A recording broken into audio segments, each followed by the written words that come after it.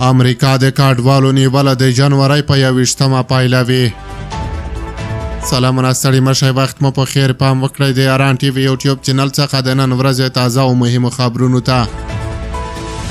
د ټرمپ اداره غواړي چې د لوړو له مراسمو یوه ورځ وروسته په شیکاګو کې د بې اسناده کډوالو د نیولو لپاره لوی عملیات پیل کړي. ټرمپ مخکې ویلي و چې موږ به د امریکا په تاریخ کې تر ټولو لوی د شړلو عملیات ترسره کړو.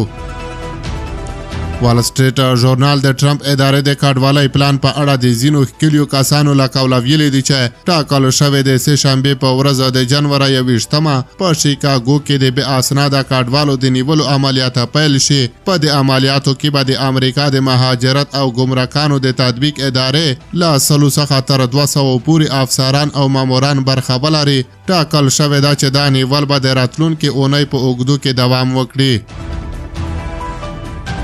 ټام هومن د سرحدي چارو یو باصلاحیته چارواکی د ورځپاڼې ته ویلي دا پروګرام به په الینوای ایالت کې دلته په شیکاګو کې پیل شي.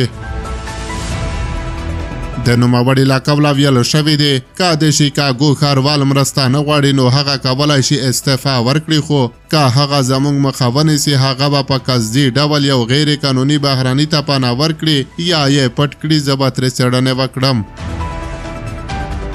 ټرمپ د 2024 کال په جنوري کې وویل زما د لوړې له مراسمو لږ وروسته به موږ د امریکا د متحده ایالاتو په تاریخ کې تر ټولو لوی داخلي د اخراج عملیات پیل کړو.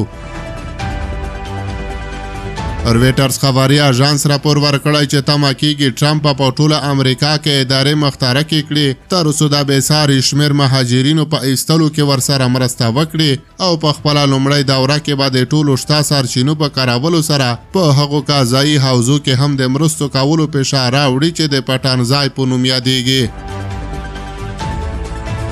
رویټرز خبري اژانس راپور ورکړی چې ښایي ټرمپ د خپل حکومت بېلابېلې ادارې له دغه موضوع سره د مرستې لپاره همغږي کړي تر څو د بې شمېره کډوالو په ویستلو کې ورسره مرسته وکړي.